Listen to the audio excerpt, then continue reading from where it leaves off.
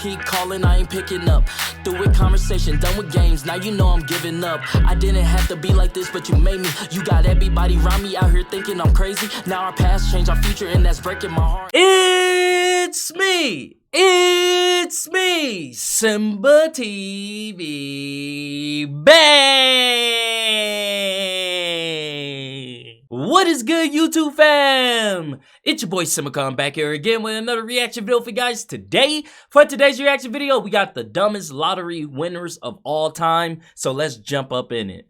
Accidentally throwing a £3 million lottery ticket in the bin to spending an entire $16 million prize in under 90 days. Damn. These are the absolute dumbest lottery winners of all time, beginning with Jose Antonio Cuatok, who almost lost his entire lottery fortune after getting someone else to claim the money for him. You see, when Jose won the $750,000 jackpot back in 2010, he was living in the US illegally, so Jose asked his boss to claim the prize on his behalf, as he feared he couldn't claim the money without potentially facing legal trouble and deportation. This worked out perfectly until Jose's boss began to falsely state that he was the one who had actually purchased the ticket. Taking legal action against his boss was risky, given Jose wasn't supposed to be in the country at all. However, given he had security camera footage of him purchasing the ticket, Jose did so and was able to prove that he was the rightful owner to the $750,000 prize. Only $250,000 this went to taxes, another $250,000 was spent on court fees, and throughout the legal process, Jose was jailed for drunk driving and was deported back to Guatemala as soon as he won the court case. However, at least Jose Antonio Cuatok got to keep some of his winnings, as Denise Rossi wasn't so fortunate. That's crazy though. He went through all of that when he could have just walked in and been like, yo, I won, bro. Give me my money. You feel me? Like, give me my money. You still got deported in the end because you was drinking and driving. Like, might as well just skip all the other bullshit and just went straight. Like, come on, bro. When Denise won a jackpot of $1.3 million back in 1996, she'd been married to Thomas Rossi for over 25 years, yet their relationship was apparently lacking in transparency, as Denise didn't tell her husband about the win, and instead filed for divorce only 11 days after buying the lucky ticket. Damn. I was afraid to tell Thomas because I knew he would try to take the money away from me. I went to the Lottery Commission office and told them I was married but contemplating divorce. They told me to file before I got my first check, which I did. Denise was initially successful in hiding the money from her now ex-husband, as for a whole 2 years after their divorce, Thomas had no idea that Denise had ever won the lottery. However, in May 1999, a letter was sent to Thomas's home address asking if Denise was interested in a lump sum buyout of her lottery winnings. This was the first Thomas knew about the lottery prize. He confirmed that Denise was a winner with the California lottery, and given they were still married at the time of the win, Thomas launched a lawsuit stating that he was entitled to half of the prize money. The judge specifically found that Denise's failure to disclose the lottery winnings constituted fraud, oppression, and malice, and as a result, the trial court awarded Thomas 100% of the lottery winnings. Oh, I know that had to hurt her so big, dog. I know that had to hurt her so. That's what you get from trying to fucking lie and weasel your way out, man. That's crazy.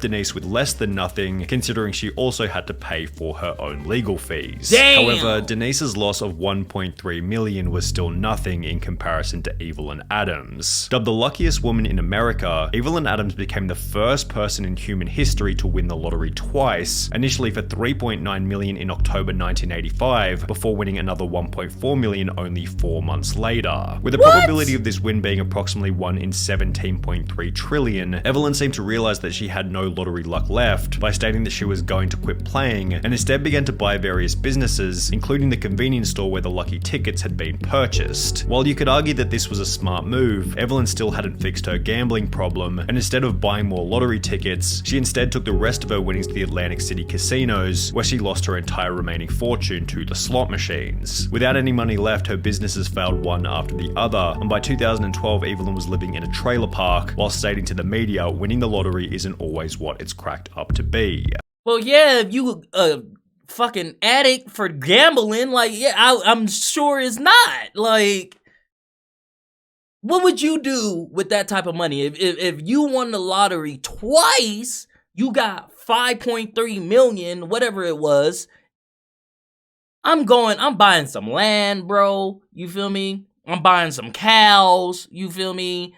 Like, what? There's so much you could have done with that to set yourself up for greatness. But you go to the slots and spend all of your earnings? That's crazy, bro. Kelly Rogers likely had a similar outlook, as after winning over £1.8 million at the age of only 16, her life was also ruined. Initially, Kelly stated, "I will not go wild and spend loads. I'm going to take some advice and see an accountant. Hopefully I will make us all comfortable. I want to help my family, but I won't change. I just want a normal home, nothing posh. I just want a normal car as well." However, as soon as she received the money, Kelly instead spent £11,500 on 2 boob jobs, £300,000 on clothes, makeup and tattoos, as well as £85,000 on top of the range sports cars. Kelly spent a further £250,000 on holidays to locations including Mexico and Euro Disney, £118,000 on gifts to former boyfriends, £190,000 in unreturned loans to friends and family members, and £50,500 on solicitors' fees, all of which being purchased while she was still in high school. Kelly did make a few smart purchases, such as an £180,000 bungalow and a £96,000 home for her mum. However, by the end of the year, Kelly was back to square one, being on welfare with only £2,000 left in her account. She since stated, "It was too much money for someone so young. Even if you say your life won't change, it does, and often not for the better." Yeah, I just wish I was a bit older at the time of winning it, because I think at 16, you're still just a child, and overnight, you've just got to grow up and become an adult. Which is probably why she's now an advocate for raising the UK's legal gambling age from 16 to 18. Kelly Rogers certainly spent her money poorly. However, at least she had the chance to spend it, as 25-year-old Amanda Clayton from Detroit was no longer alive by the end of her spending spree. When Amanda won the $1 million jackpot back in 2011, it seemed as though her life had been changed overnight. However, her win quickly became controversial after the media learned that she was still collecting food stamps and benefit payments despite having won the lottery. Detroit woman is now the second lotto winner in the state to keep taking food stamps after hitting it big. And Amanda Clayton, who won $1 million and took home a $700,000 lump sum. The 24-year-old says even though she now owns 2 homes, she figured she was still allowed to use a bridge card. After being confronted about the behavior, Amanda had the following to say. "I thought that they would cut me off, but since they didn't, I thought maybe it was okay because I'm not working." And shortly thereafter, she was charged with 2 felony counts of welfare fraud and was ordered to pay back the $5,500 worth of food stamps she'd received. While Amanda quickly paid the $5,500 back, she never got the chance to spend the rest of the money, as only 6 months later she would unfortunately overdose in one of her 2 homes. Wow. He says she was tormented by the fame and the problems that came with winning the lottery. What's the point of having money if you're not going to have happiness? He says she didn't want the money anymore and bought things for her family and set up college funds for her children. He says she only had $67,000 of her winnings left. The end to Amanda Clayton's story was somewhat unexpected. However, a 2-second glance at Rawrsimbaa is more than enough to predict that this lottery win would eventually end in disaster. After winning £6.4 million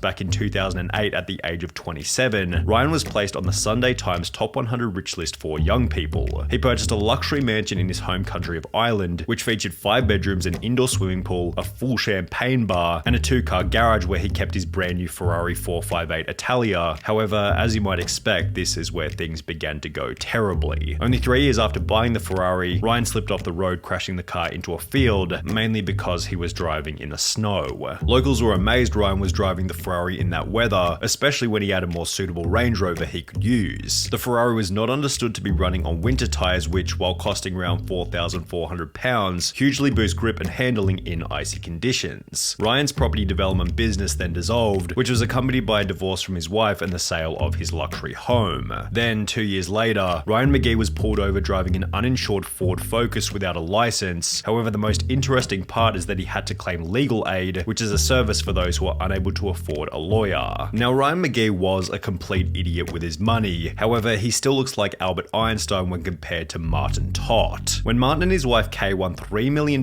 back in 2001, they didn't go in to claim the prize, because, well, they had no idea that they were winners. They'd purchased a ticket in passing, completely forgotten about it, and would only come to realize that they were the winners after hearing about the unclaimed prize over 6 months later. The main problem was that at some point, the ticket had been misplaced or thrown out completely. Despite frantically searching, the pair couldn't find their ticket, but were sure they had won because the jackpot numbers matched the ones they used every week. Computer records in their local Londis proved Kay really had purchased the ticket, and the thrilled pair rushed to tell lottery organizer Camelot to claim their prize. But they fell victim to a little-known rule, stating lost tickets must be reported within 30 days. After 45 days of deliberation, Camelot told the devastated couple that they would not be collecting the jackpot, and as a result, the couple's marriage eventually came to an end. We'd only known each other for 2 years, and the lottery ordeal quickly highlighted our differences. All we did was bicker. Sadly, both of us agreed we should split, and Kay moved out. Martin seems to have convinced himself that losing the ticket ended up being a good thing, having stated, "For a long time I lost sight of who I was and what I believed in, but I can honestly say I'm glad I didn't get the 3 million now. There is no guarantee it would have brought me happiness, and if there's anyone else who would have agreed with this statement, it definitely would have been the most miserable lottery winner of all time, William Post." When William won a $16.2 million jackpot back in 1988, he had just $2.46 in his bank account and was able to purchase the lucky ticket by selling a ring for $40 to a local pawn shop. This, in conjunction with the time he'd spent in jail for cashing invalid checks, highlighted William Post's awful money management skills and acted as foreshadowing for how poorly his lottery win was eventually going to be spent. Only 84 days after receiving the $16.2 million, William Post had spent the entire fortune on a boat, a lease for a restaurant in Florida, a used car lot, as well as a private jet. However, even after all of the money had been spent, Post took on a further $500,000 loan to purchase a mansion in Oil City, Pennsylvania. The problem was that William hadn't actually purchased the original ticket himself and had rather given the money to his girlfriend who had bought the winning ticket for him.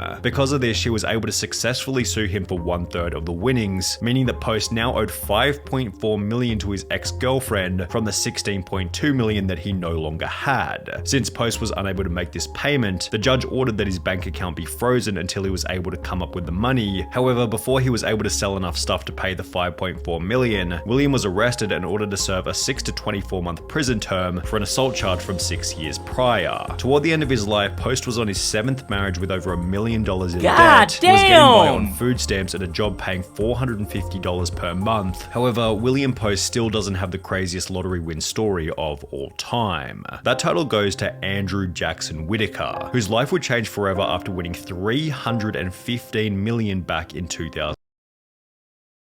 315 million? You won 315 million and fumbled? Bro. Lord, bless me. Please. Universe, bless me, because I will not be on this list. 315 million? 2002. Unlike almost everyone else in this video, Whitaker was actually quite successful prior to winning the lottery, having built up a net worth of over $17 million with the assistance of his construction company. And while this would imply that he was in a position to manage a large lottery win, this isn't what would happen. Whitaker instantly donated 10% of the winnings to churches, Christian groups, and spent a further $14 million establishing the Jack Whitaker Foundation, which provided free food and clothing for low-income families in West Virginia. Really sweet, obviously, you're doing God's work with all this money. Sweet. Yes, I am. I'm helping a lot of people, and I plan to help a lot more. He then drove back to the convenience store where he had purchased the ticket before giving the clerk a $44,000 check, a $123,000 house, and a brand new Jeep Cherokee. Good for him. Hold on. I don't know if that's fumbling. I don't think that's fumbling. That's him being a good guy. I mean, with 315 million, I would do the same, bro. Like, we're here to help others, man. You know, all this money, you feel me? Like, why not help? Shout out to him. He sounds like a good guy. Which was followed by Whitaker buying himself a Lamborghini, in which he'd drive around his neighborhood throwing money out of the window. After flaunting this wealth, his Lamborghini was broken into, where thieves stole $545,000 in cash. However, this apparently wasn't much of a wake-up call, as his car was then broken into for the second time, resulting in the loss of a further $200,000 cash. This is a sick world. This man is doing good And you robbing him? He literally driving around town, throwing money out the window, buying people houses, cars, and you robbing him? Come on, fam. Second of all, why are you keeping cash in the cars? What is the purpose for that? What is the purpose of keeping cash just sitting in the car? What is the purpose? Jack Whitaker's granddaughter passed away, his daughter then passed away, which was followed by a divorce with his wife. And now you've lost your granddaughter, you're about to be divorced from your wife. Where does this ever end? Leading him to state that he had lost everything. I pretty much lost everything I held dear in my life. You got lots of money. Money has never meant anything to me. You have to have money to exist in this world, but money doesn't rule the world. Money is not what makes people happy. Wow. And that he wished he had never purchased the lottery ticket in the first place. My wife had said she wished that she'd torn the ticket up. Well, I wish that we had torn the ticket up too. Wow. I just don't like what I've become. That's not fumbling, bro. That was a sad story. My man had a heart of gold. He was helping people out, giving people money, buying them cars. He had a heart of gold, and he just lost his family, man. They passed away, people breaking into his stuff. That's a sad story, man. The world is cruel. Wow, bro. That hurt. Man, if you guys like this video, go ahead and hit that thumbs up button for me. Thank you guys for commenting, sharing, and subscribing. And I'll see you guys next time.